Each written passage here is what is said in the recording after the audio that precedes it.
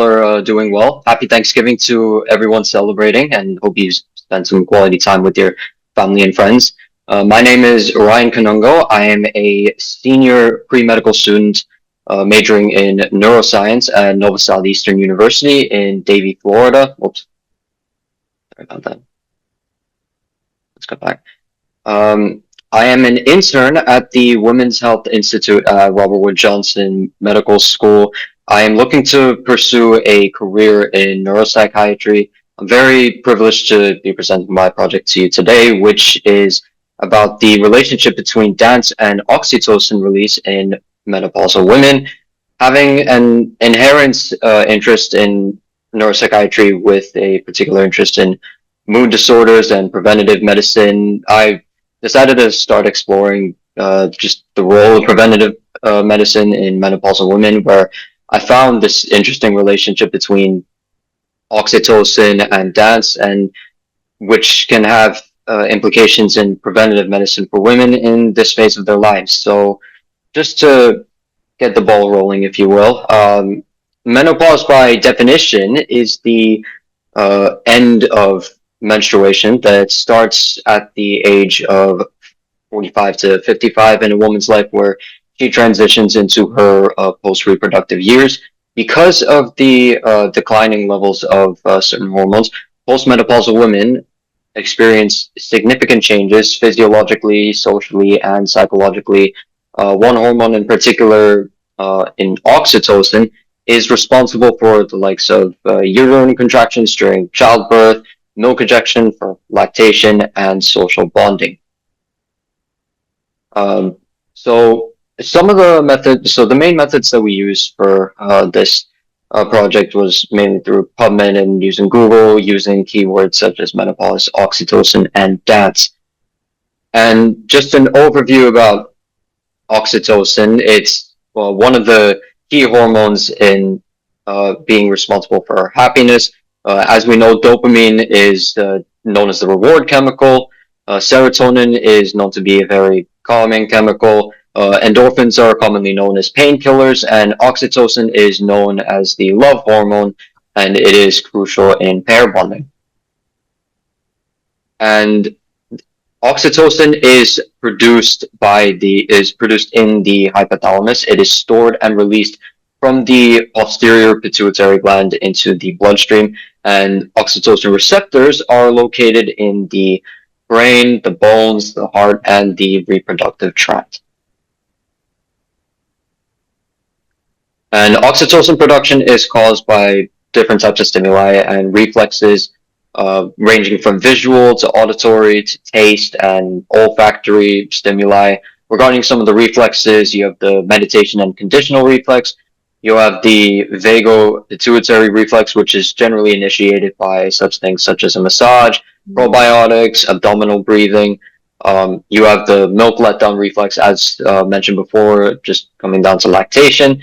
And the Ferguson reflex is where the body releases the baby without pushing it. So it helps with uterine contractions during childbirth.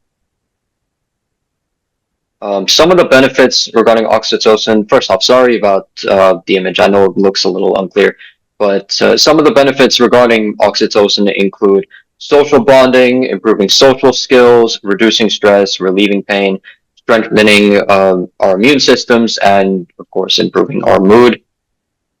Now, regarding the hypothesis for this project, it is dance as an exercise indirectly helps in the release of oxytocin, which thereby promotes social and mental well-being in postmenopausal women, which also with also possible implications in cardiovascular health benefits. All right. Now, when it comes to this is looking at the relative concentration of estradiol, which is the precursor to estrogen and oxytocin. As you see, the peaks and the troughs of oxytocin are relatively parallel to those of estradiol from puberty through pregnancy.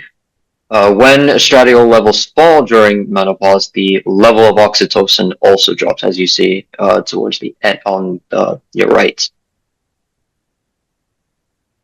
So first part of the results is that, as mentioned before, oxytocin receptors are located in the brain, the bones, the heart, and the reproductive tract. During the reproductive years, estrogen released from the ovaries increases oxytocin. The OXTR gene, or oxytocin receptor gene, has a genetic association with various psychological behavior variances, that of which we are yet to see. Something to also note is that the OXTR gene has been identified and linked to panic disorders. So various gene polymorphisms have been associated with oxytocin, which can lead to the effects listed down below, ranging from empathy to attachment behaviors.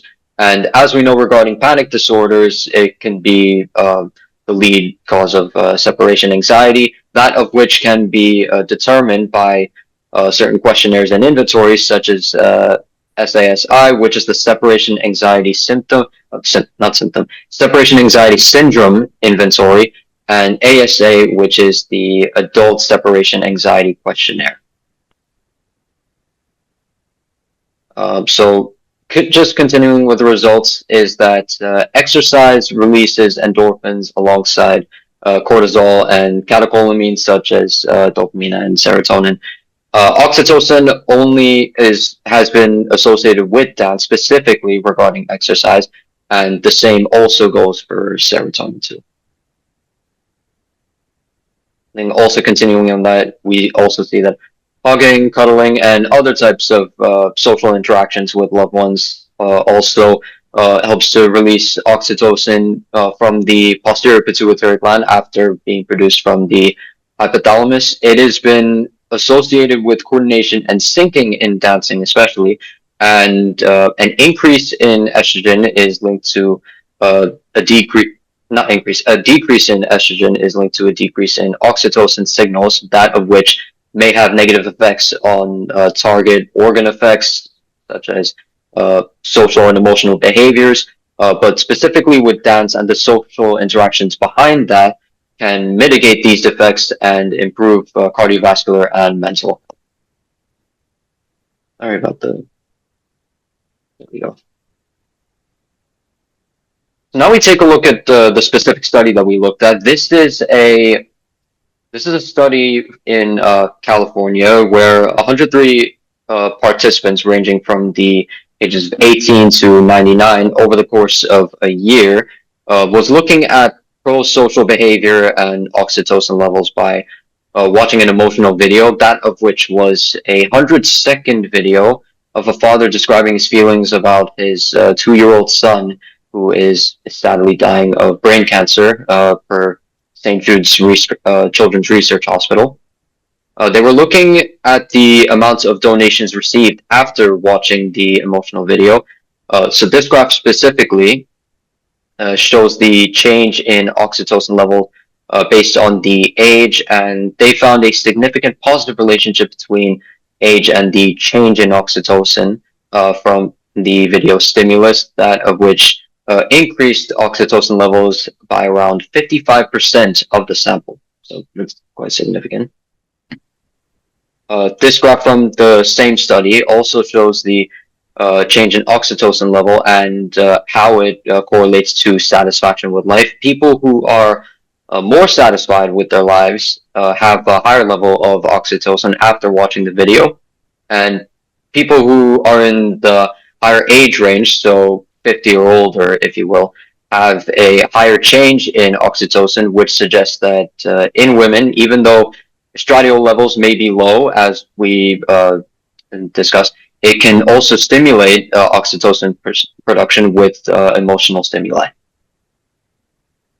Oops. All right. And so just to wrap things up, exercise is known to be beneficial due to several neurotransmitters being released, down from dopamine and serotonin to oxytocin, which has been specifically associated with dance as an exercise.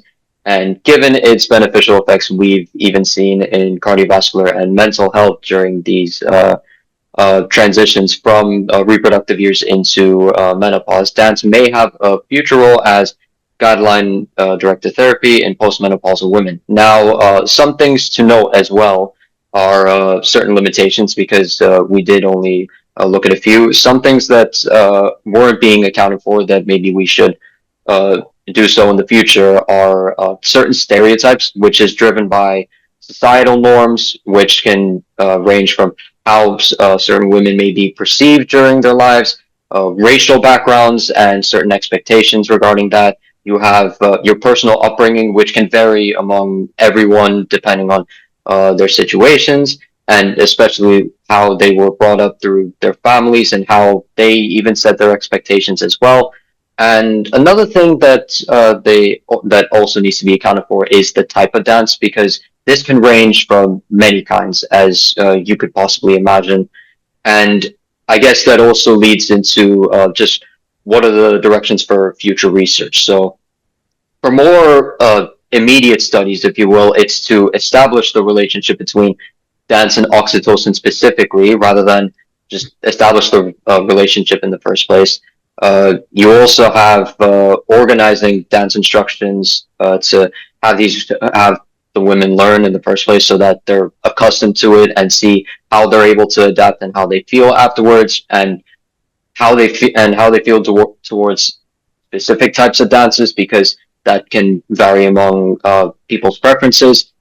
Because of the sample that we used in the study was only 103 people, this also needs to account for a larger sample and going into that in the future and not just looking over the past year, but how that changes over the course of 5, 10, maybe even 20 years into the future.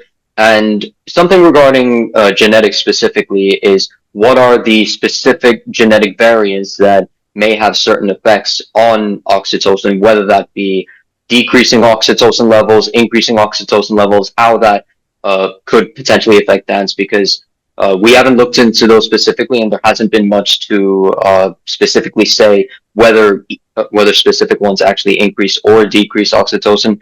We know that there is a relationship, but there hasn't been anything specific. And if you want to extrapolate to anything past dance, could this also attribute to the rest of the performing arts, from the likes of orchestra to playing with brass instruments and whatnot, choral music, or just singing for fun, if you will.